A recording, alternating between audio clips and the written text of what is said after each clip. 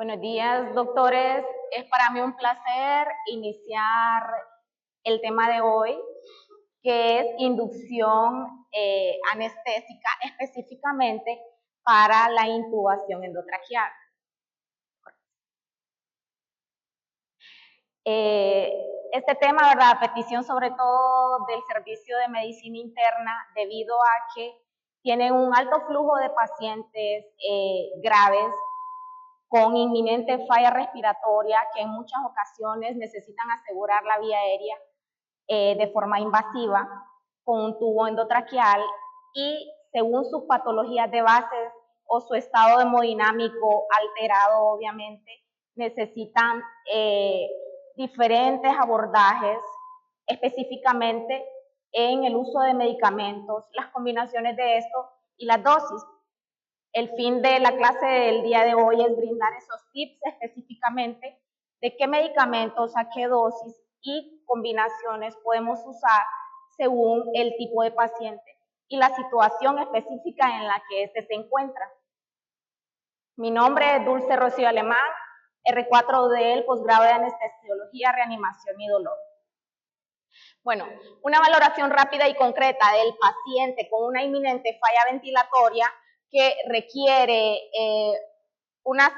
asegurar la vía aérea en el servicio de emergencias va a permitir identificar rápidamente el tipo de vía aérea al que nos estamos exponiendo y las condiciones específicas del paciente, además de tomar en cuenta, ¿verdad?, las condiciones institucionales, los insumos y medicamentos con los que contamos en nuestros servicios. Entonces, una de las preguntas más importantes, ¿verdad?, es ¿cuándo intubar? ¿Cómo nos vamos a enterar de esto? Sobre todo hay medidas específicas, patologías específicas o estados patológicos específicos que requieren asegurar la vía aérea, porque va a ser imposible para el paciente mantenerla protegida o porque su estado patológico no le permite mantener una adecuada función respiratoria y cardiovascular.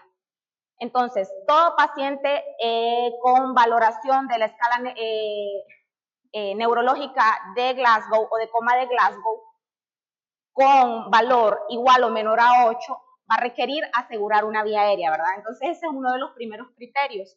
Además de la insuficiencia respiratoria por diferentes causas. Esta puede ser causada por patologías pulmonares per se o por estados cardiovasculares o insuficiencias cardiovasculares ya severas, por ejemplo, un choque severo, puede ser determinada por una sepsis grave. Entonces, todas estas patologías que puedan causar una insuficiencia respiratoria, como que dije, de base pulmonar o cardíaca, debe ser intubado. Trauma, lesión en cabeza y cuello. Me refiero desde trauma maxilofacial hasta cervical.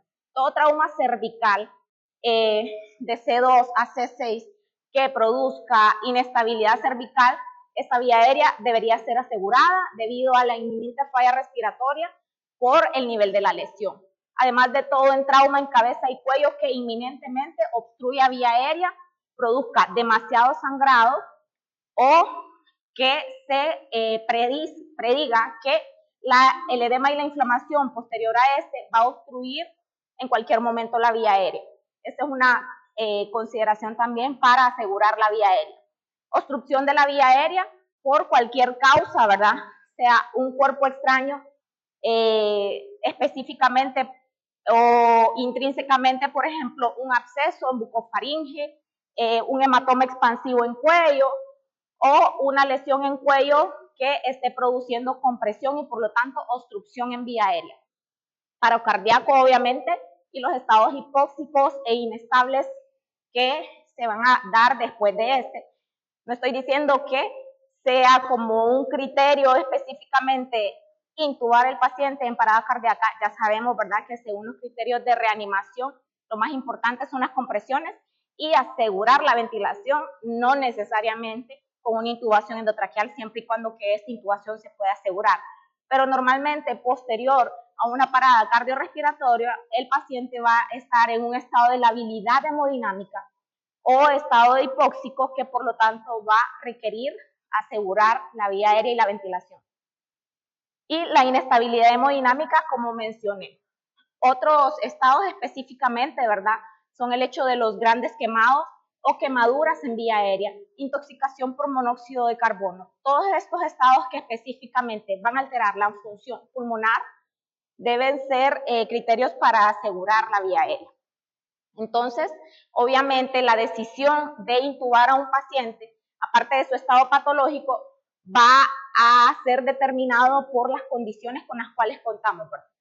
Normalmente, si el paciente puede mantener su función respiratoria con métodos no invasivos, debemos mantenerlo y permitir que el paciente evolucione de manera beneficiosa sin invadir la vía aérea. Pero cuando se amerita, es una maniobra que se debe realizar sin retrasos. Específicamente, ¿verdad?, hay que valorar, aunque sean escenarios de emergencia, como sé que son los que viven, ¿verdad?, sobre todo en el área de trauma, o pacientes que llegan ya muy inestables a la emergencia de medicina interna, por ejemplo. La valoración se debe hacer obviamente de forma rápida, pero debe ser realizada debido a que esto nos va a permitir saber a qué nos enfrentamos, conocer nuestros límites y conocer con qué contamos para realizar una maniobra de forma segura. Intubación de secuencia rápida o inducción de secuencia rápida, IRS por sus siglas.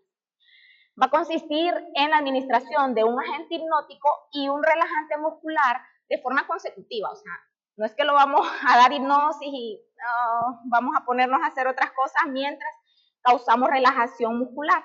¿Por qué razón? Esta maniobra se va a realizar específicamente en los servicios de emergencia o en la sala de operaciones cuando el paciente o el estado patológico requiere premura en asegurar la vía aérea. En pacientes que acaban de llegar al servicio de emergencia y por lo tanto no conocemos su estado de ayuno, o en pacientes que por su patología de base, como ser diabéticos, como estar obstruidos, como tener alteraciones hidroelectrolíticas, van a tener un retraso en el vaciamiento gástrico y por lo tanto también van a ser considerados estómago lleno, como todas las embarazadas, por ejemplo.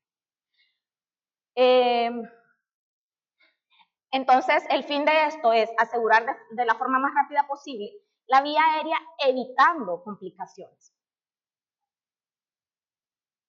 ¿Qué debemos tener preparado, verdad, para asegurar esta vía aérea?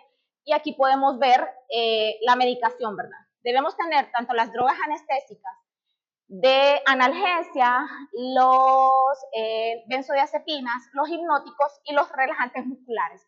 Además de siempre contar con drogas de rescate cuando se va a realizar una intubación endotraqueal. En este caso, atropina, adrenalina, vasopresores para infusión continua, norepinefrina, por ejemplo, antiarrítmicos, lidocaína, miodarona, sulfato de magnesio. Se debe contar o tener al menos el carro rojo preparado para cualquier eventualidad, debido a que el uso de los medicamentos para una inducción de secuencia rápida puede tener complicaciones, ¿verdad?, que pueden ir desde la depresión respiratoria, broncoaspiración, arritmias, hasta una parada cardíaca. Además del aparataje, ¿verdad? Todo paciente en el cual va a realizar una intubación endotraqueal debe estar monitorizado mínimamente con la saturación de oxígeno, la presión arterial y electrocardiograma. Si se contara con capnografía, es el estándar de oro para verificar el éxito de la intubación endotraqueal, pero no es obligatoria. Además de contar con las fuentes para oxígeno y succión. Otro, si se cuenta idealmente con un ventilador mecánico previamente programado, ¿verdad?, y en stand-by para acoplar al paciente posterior a que se ha realizado la intubación, o lamentablemente en nuestro caso, ¿verdad?, ya listo, quien va a empezar a realizar mano ambú, como comúnmente le llamamos en nuestros servicios. Los materiales, ¿verdad?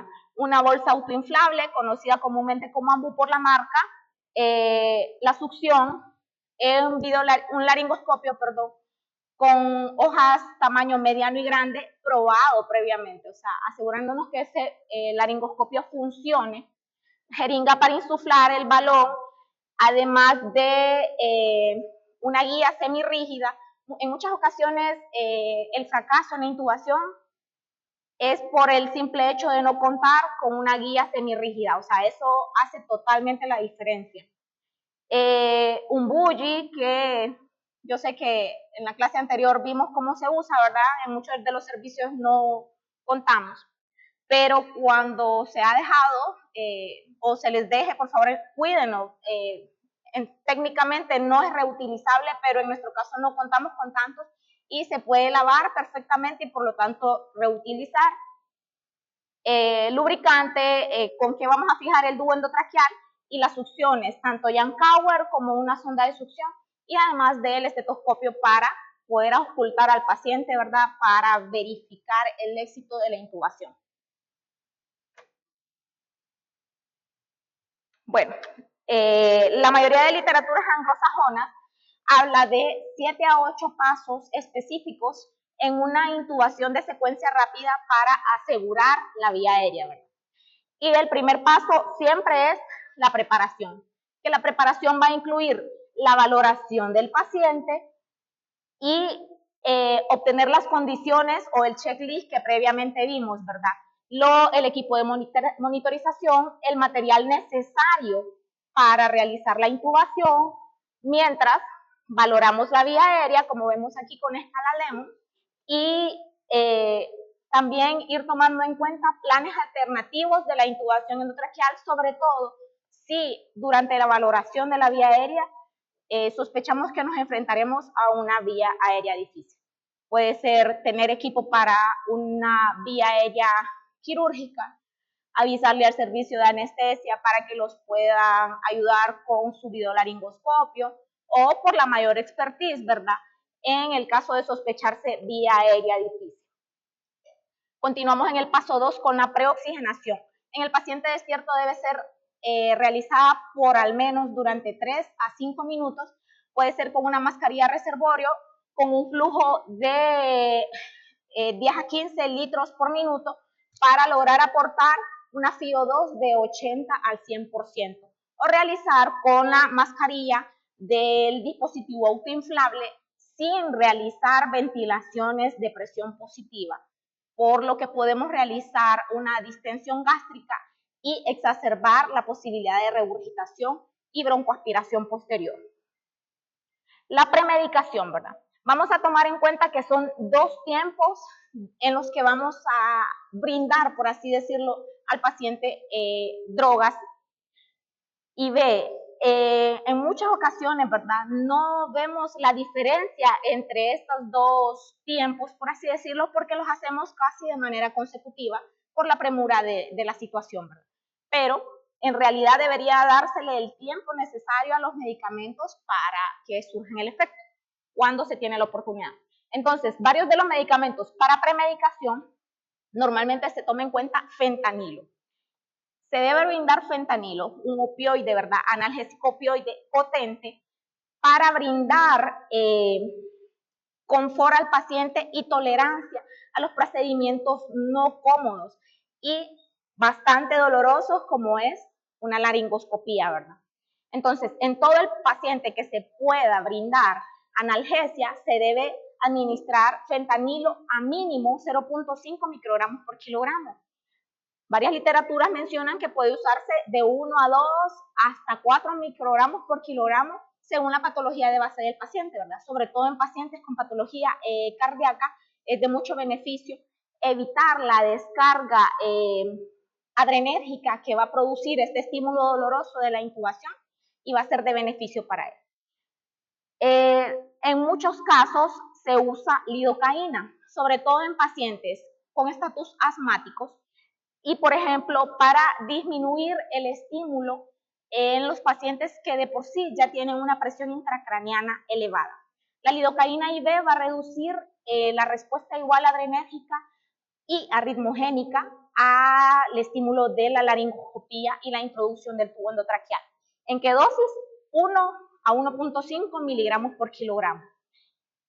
En cuanto a los pacientes en estatus asmáticos, no está totalmente confirmada su utilidad para provocar relajación de la musculatura lisa y por lo tanto disminuir el estímulo o la exacerbación del broncoespasmo en estos pacientes. pero no tendría efectos adversos siempre y cuando él no tenga contraindicación, como un bloqueo cardíaco, un bloqueo auriculoventricular, por lo tanto, puede ser usada. Otra de las drogas que en muchas ocasiones se puede usar como premedicación es la atropina, ¿verdad? Sobre todo en un paciente con una frecuencia cardíaca basal baja o ya diagnosticado con bradicardia, debido a que el relajante muscular no despolarizante con el que contamos, en este caso succinilcolina, va a tener como efecto secundario bradicardia, y que un paciente ya de por sí bradicárdico o predisposición arritmogénica puede llegar a causar hasta una parada cardíaca. Entonces debemos contar con esa. No en todos los casos per se debe ser aplicada previo, pero debemos tener la lista. Además de que nos va a ayudar a reducir las secreciones, ¿verdad? Con su efecto muscarínico. En cuanto a la inducción específicamente hecha, de 3 a 5 minutos posterior a la premedicación menciona, pero en realidad se puede realizar en conjunto con esta, ¿verdad? Yo sé que, bueno, algunos de los servicios contamos con etomidato, por ejemplo, por las brigadas. El servicio de cirugía a veces tiene más etomidato que anestesia, por ejemplo. El etomidato es un hipnótico no barbitúrico derivado de los imidazoles, ¿verdad? Que tiene su efecto a través de activar la corriente inhibitoria del GABA y por lo tanto a nivel central inducir hipnosis sin analgesia. Es de gran utilidad debido a que, a pesar de la depresión que causa a nivel central, no tiene los efectos cardiovasculares deleterios que tienen la mayoría de los hipnóticos, el que más usamos, el propofol, por ejemplo. Entonces va a estar indicado específicamente en los pacientes con inestabilidad hemodinámica, con alteraciones cardiovasculares, en los que, a pesar de que no tenga inestabilidad hemodinámica en el momento de la intubación, queremos asegurarnos de mantener este paciente con los menores cambios posibles al realizar la intubación, cosa que no vamos a obtener con el propofol, por ejemplo. Entonces, es de tenerlo en cuenta en estos pacientes específicamente, a dosis de 3.3 miligramos por kilogramo. Puede ir la dosis hasta 6, ¿verdad? Pero con dosis para la intubación nada más, el inicio de acción es sumamente rápido, la latencia es menor de 1 minuto, tiene una vida media corta de 5 a 10 minutos y si tiene alguna contraindicación o precaución. Voy a hablar de cada uno específicamente más adelante, ¿verdad? Pues el tiopiental, que no lo usamos ya, la ketamina, con la cual sí contamos, es un hipnótico que va a tener su efecto o acción a nivel de antagonizar los receptores N-metil de aspartato, y por lo tanto nos va a causar el efecto de aumento de la presión arterial, de la frecuencia cardíaca. Entonces es ideal en los pacientes con un choque o inestabilidad hemodinámica cuando no hay datos o causas para aumentar la presión intracraneana, porque sí sería la precaución de que va a aumentarnos la presión intracraneana y por lo tanto no sería de elección en pacientes con trauma cráneoencefálico. El propofol, ¿verdad? Igual, un hipnótico con actividad a nivel GABA también, activando la corriente inhibitoria GABA y por lo tanto teniendo su efecto a nivel central. Tiene efectos anticonvulsivantes e hipnóticos y por lo tanto es de una latencia corta, tiene una circulación brazo-cerebro entre 30 y 90 segundos, por lo tanto vamos a tener condiciones para intubación en menos de 1 minuto normalmente, pero con la precaución o el efecto secundario que causa bastante inestabilidad hemodinámica, sobre todo dosis dependiente, y en el caso de que se va a usar en dosis de bolo a mínimo 1 miligramo por kilogramo para obtener condiciones óptimas para la intubación, va a causar esta inestabilidad hemodinámica que va a ser transitoria, pero que en muchos pacientes que ya están inestables hemodinámicamente o por sus condiciones de base cardiovasculares no van a tolerar esta inestabilidad súbita y por lo tanto estaría contraindicado en ellos. Y el midazolam, ¿verdad? Benzodiazepina de acción corta, que es una de las más usadas debido a sus beneficios, ansiólisis, amnesia, hipnosis, anticonvulsivo, tiene también actividad antiemética, relajante de acción central, o sea, tiene muchos beneficios, pero recordemos que en ningún momento se menciona que tiene un beneficio analgésico. Entonces, en muchas ocasiones vemos que contamos con midazolam, queremos obtener condiciones óptimas para intubar al paciente con midazolam, pero el midazolam no brinda ni analgesia y el tipo de hipnosis que brinda es dosis dependiente. Si el paciente, vamos a causar ansiólisis con la dosis entre 0.05 miligramos a 0.1, pero si no logramos con esa dosis, que por mucho en un adulto podría ser 5 miligramos en el caso de un paciente que va a permanecer intubado. Y seguimos aumentando la dosis, pensando que con solo aumentar la dosis de la benzodiazepina vamos a obtener condiciones, podemos obtener resultados contrarios y dar una agitación paradójica en vez de realizar la ansiólisis. Entonces, debemos determinar que normalmente la inducción debe ser combinando al menos un fármaco con el relajante neuromuscular o al menos 2 fármacos. En este caso, si tomamos en cuenta, si ya tuviéramos premedicación o realizáramos la inducción con midazolam y fentanilo y posteriormente el relajante muscular, podríamos tener mejores condiciones que solo usando midazolam. A continuación, y que para mí forma parte, por así decirlo, de la inducción, ¿verdad? Porque la aplicación del relajante muscular debe ser de forma consecutiva a la hipnosis para reducir al mínimo el tiempo de hipnosis y por lo tanto el momento en que esa vía aérea está desprotegida, el uso del relajante muscular.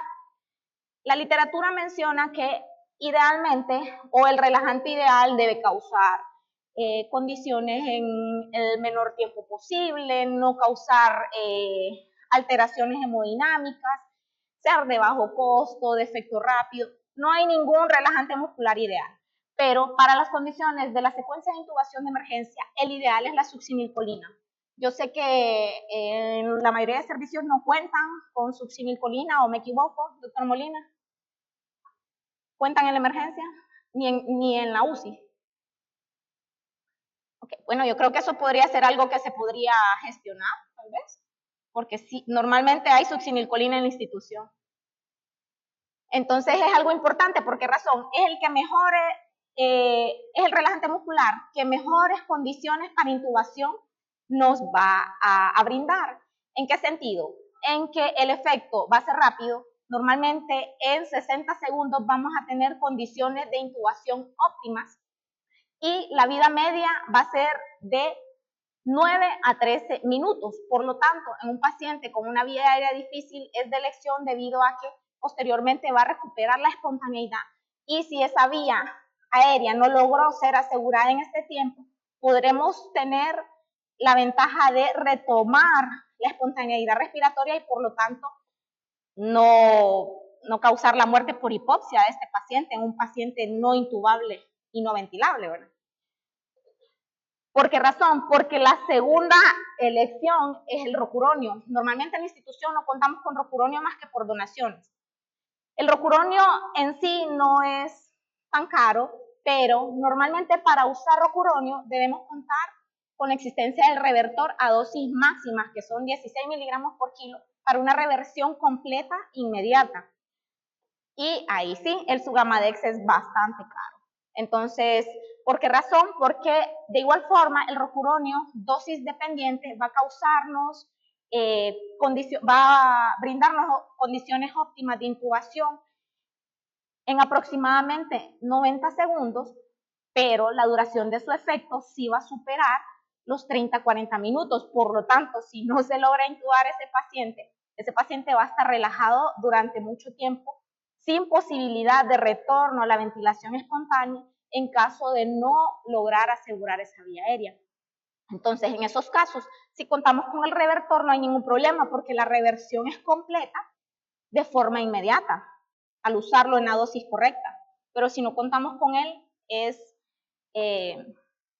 temerario realizar inducciones con rocuronio si usted no va a lograr asegurar esa vía aérea. Bueno, yo sé que a veces contamos, por ejemplo, con atracurio. El atracurio, igual que el rocuronio, es un relajante muscular no despolarizante, pero a diferencia de este, no nos va a brindar o no es útil para una inducción de secuencia rápida, ya que aún a su dosis máxima, que es 0.6 miligramos por kilo, no va a brindarnos condiciones óptimas para intubación, sino hasta después de los 3 a 5 minutos. Por lo tanto, de nada sirve en muchas ocasiones que queremos realizar una inducción con atracurio y damos hipnosis y damos el relajante muscular, pero sabemos que debemos esperar 4 o 5 minutos para poder realizar el intento de intubación. Si usted realiza el intento de intubación antes de ese tiempo, no va a tener las condiciones óptimas y probablemente usted diga, no se relajó. Pues no se ha relajado porque todavía la latencia no se ha cumplido. No es un fármaco para intubación de secuencia rápida. Si bien es cierto que es con el que contamos y sí se puede usar en pacientes, por ejemplo, en los cuales tenemos la certeza porque ha estado ingresado de que es un estómago, no es un estómago lleno y no es una vía aérea difícil, en esos casos sí se puede usar debido a que durante esos 3-4 minutos debemos estar realizando ventilaciones a presión positiva y que si el estómago está lleno vamos a causar regurgitación con consecuente broncoaspiración, ¿verdad? No es el de elección para realizar la intubación de secuencia rápida, pero en el caso de no existir o no tener los otros dos, podemos usarlo en esos casos específicos que acabo de mencionar. Bueno, ya específicamente la intubación, ¿verdad? En la clase anterior hablamos de la técnica de intubación, realizamos ciertas prácticas aquí con los maniquís, entonces no voy a profundizar en eso, pero sí debemos brindarnos las condiciones óptimas en cuanto al posicionamiento del paciente, las mayores posibles, ¿verdad? Yo sé que a veces en la camilla que está el paciente ni siquiera sube, prácticamente tenemos que intubar al paciente arrodillados, pero sí se pueden obtener esas condiciones óptimas, va a marcar la diferencia, ¿verdad? Además de la elección del tamaño de tubo, idealmente el más grande posible para el paciente específicamente. En mujeres de 7 a 7.5, en hombres de 7.5 a 8.5. Otra de las cosas, ¿verdad?, es siempre contar con equipo de vía aérea difícil. Yo sé que a veces no se cuenta con esto en las emergencias, pero se podría procurar montar un carrito de vía aérea difícil que incluya mascarillas laringeas de 2 tamaños. En realidad no es como una mascarilla laringea, los puede salvar de no asegurar una vía aérea, mientras se recibe la ayuda o el equipo requerido, por ejemplo, un videolaringoscopio para asegurar la vía o la necesidad ya específicamente de realizar una vía aérea quirúrgica de emergencia. A continuación sigue la comprobación. En primer lugar, y con lo que contamos, ¿verdad?, en todas las emergencias es el estetoscopio. ¿Cómo lo vamos a asegurar? Auscultando, ¿verdad? Ventilación bilateral y ausencia de reverberación a nivel gástrico. Si contáramos con capnografía en nuestros monitores, la capnografía es el estándar de oro. Al observar curva de capnografía en al menos 3 ventilaciones continuas, seguidas, eso ya es el estándar de oro y lo que confirma que el tubo está en vía aérea. Obviamente, el que esté en vía aérea no significa que no esté o muy introducido y por lo tanto eso sí se debe auscultar, ¿verdad? La simetría de los ruidos respiratorios durante la ventilación. Posteriormente pues, se puede realizar con radiografía de tórax, con ultrasonido, a ver el deslizamiento pleural, pero lo básico y lo más fácil es la auscultación. Y por supuesto, ¿verdad?, los cuidados post-intubación, mantener una saturación de oxígeno arriba del 90%, si contamos con capnografía, un CO2 expirado entre el 35 y el 45%, adecuada estabilidad hemodinámica, mantener analgesia y sedación. La medicación, ¿verdad? El fin de la medicación durante la intubación endotraqueal es que el paciente sea llevado a un estado en el que tolere los procedimientos no placenteros mientras mantiene adecuada función cardiopulmonar. O sea, yo a cualquier paciente teóricamente le puedo brindar una hipnosis adecuada para que tolere la intubación, pero eso no significa que esté asegurando su función cardiovascular y por lo tanto su pronóstico favorable, ¿verdad? Por lo tanto, con esta definición nos debe quedar claro que hay pacientes que no requieren medicación, no requieren inducción. Un paciente en paro cardiorrespiratorio no requiere inducción, no requiere medicación para realizar una maniobra de intubación porque no tiene respuesta a estímulo. De igual forma, un paciente con escala de coma de Glasgow de 3. O sea, a veces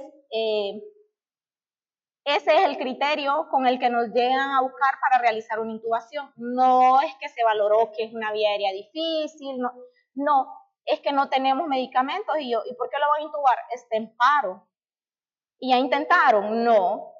O sea, si el paciente está en paro, no se necesita todo lo que mencioné. Se debe realizar la maniobra sin medicación porque el paciente no tiene respuesta a estímulo. Entonces, es lo que debemos tomar en cuenta.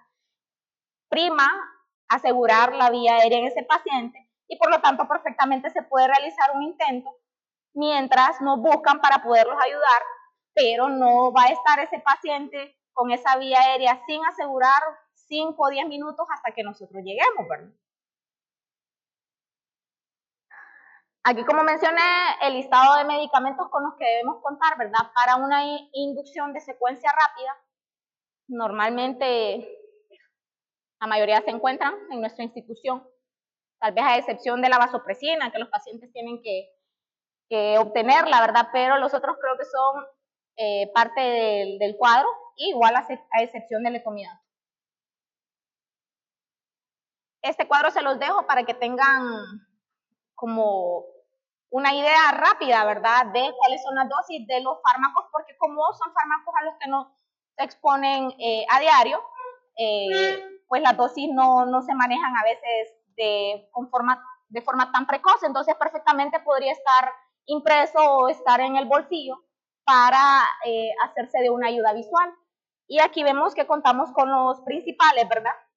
El propofol a dosis de 1 a 3 es el rango, pero con 1.5 miligramos por kilogramo vemos que todos tienen un inicio de acción de mínimo, entre 1 minuto o menos, y son de vidas medias cortas.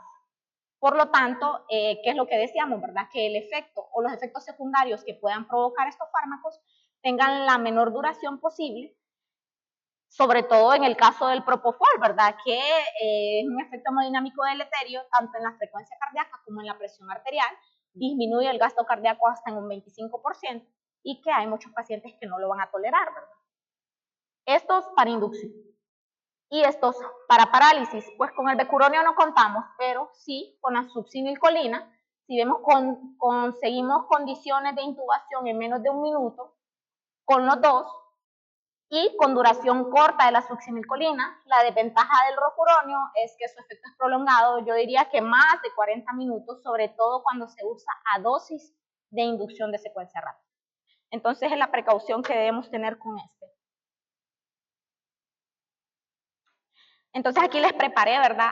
Específicamente lo que solicitaron, algunos escenarios de las combinaciones que podemos usar según el tipo de paciente específicamente. Como vemos, si el paciente está normotenso y, por ejemplo, la causa de la intubación es plenamente pulmonar, sin inestabilidad hemodinámica y sin temor a las reacciones, por ejemplo, anafilácticas, o sea, que no se trata de un paciente con una crisis asmática, por ejemplo, perfectamente podemos usar una combinación de propofol midazolam. Como mencioné previamente, idealmente a todos los pacientes se les debe brindar analgesia con fentanilo, entonces hacemos de cuenta que está incluido ahí, ¿verdad? No contamos con fentanilo, perfectamente se puede hacer una inducción de secuencia rápida solo con propofol y el relajante muscular, sí, sí se puede, o sea, pero el haber aplicado el fentanilo nos va a ayudar a reducir la dosis requerida del hipnótico y por lo tanto reducir los efectos secundarios de esto.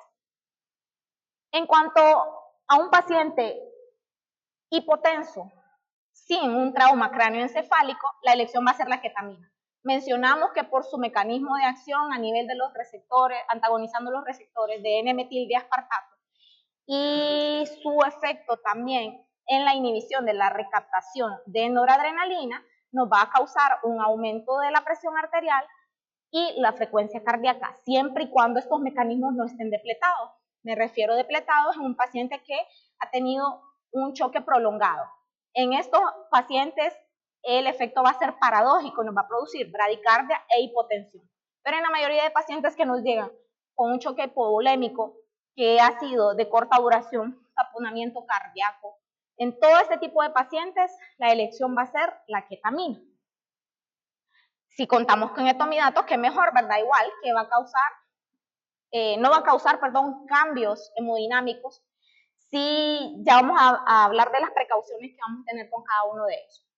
En el caso de que tengamos hipotensión con trauma cráneoencefálico, vamos a evitar la ketamina por lo que mencioné, ¿verdad? Que va a aumentar la presión intracraneana y por lo tanto puede ser contraproducente en este tipo de pacientes. En este caso, queremos mantener la estabilidad hemodinámica, la elección va a ser el etominato. De no contar con este, vamos a usar el midazolam. En un paciente con un estatus asmático, la elección va a ser la ketamina debido a la relajación a nivel de la musculatura bronquial, que nos va a ayudar a disminuir y no predisponer aún más a broncoespasmo en estos pacientes. Por lo tanto, va a ser de elección en ellos, además del propofol y el midazolam. En estos pacientes podría ser que tengamos precaución, por ejemplo, con el uso de los opioides debido a que sí van a liberar más histamina, entonces sí podría exacerbar en cierto grado el broncoespasmo. Por lo tanto, estos serían los de elección. Y en un paciente con un estatus convulsivo, la elección va a ser midazolam debido a sus propiedades anticonvulsivantes, además del propofol, porque como había mencionado, con solo midazolam no vamos a obtener condiciones óptimas. Pero si ya lo combinamos con el propofol, que también va a tener propiedades anticonvulsivas, y con una hipnosis profunda, nos va a ayudar a controlar y asegurar la vía aérea en este tipo de pacientes sin provocar mayor deterioro en su estado ya basal y de hecho vamos a poder controlar el estatus convulsivo en estos pacientes. ¿Qué precauciones vamos a tener con cada uno de ellos? Con la benzodiazepina, ¿verdad? Vamos a tener precaución en los pacientes con falla renal y hepática debido a que su metabolismo y excreción es a nivel de estos órganos. No significa que no la podamos usar, solo que debemos tener en consideración que si realizamos inducción en un paciente con una falla renal crónica con midazolam y que a pesar de que la vida media de esta benzodiazepina es corta, en estos pacientes se va a prolongar. Y si nosotros queremos realizar, despertar a este paciente pronto, tenemos que saber que debemos darle tiempo al metabolismo de la benzodiazepina, que el paciente no se ha despertado, pero es que es un paciente renal y realizamos la inducción con midazolam. Entonces, no es que no se pueda usar, solo que debemos tener en cuenta esas consideraciones. Y el hecho de usarlo como premedicación debe ser usado ya en la inducción debido a la probabilidad o el efecto secundario de este de causar depresión respiratoria. Y por lo tanto, si ya lo vamos a usar, es porque ya estamos preparados para realizar la intubación. Además de que su inicio de acción no es tan rápido, ¿verdad? Es de aproximadamente 3 minutos, a diferencia de todos los otros inductores o hipnóticos de los que hablé. Con el propofol, la mayor precaución que debemos tener es la inestabilidad hemodinámica, debido a que puede exacerbar esta y de hecho llegar a un arresto cardíaco, ¿verdad? En el paciente con predisposición o con tal grado de inestabilidad hemodinámica. La ketamina, la precaución debe ser pacientes con trauma cráneoencefálico por aumento de la presión intracraneal.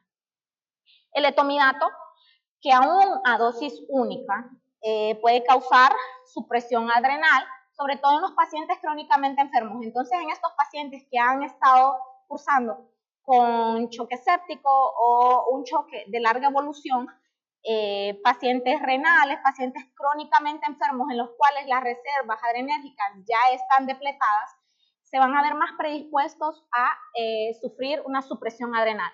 Pero normalmente está descrito cuando se usaba, porque ya está contraindicado, usar infusiones continuas para mantener la sedación o la anestesia con el etomidato. Teóricamente, con la dosis única de inducción, esto no va a ocurrir. Y en cuanto a la succinilcolina, por su mecanismo de acción a nivel de los receptores de la acetilcolina, vamos a recordar que en los pacientes quemados, después de las 24-48 horas, según literaturas, corremos el riesgo de causar hiperpotasemia y por lo tanto arritmias malignas en estos pacientes debido a que los receptores se van a convertir en receptores inmaduros y la liberación de potasio por la contracción muscular prolongada que vamos a tener a partir del uso de este puede provocar esa hiperpotasemia.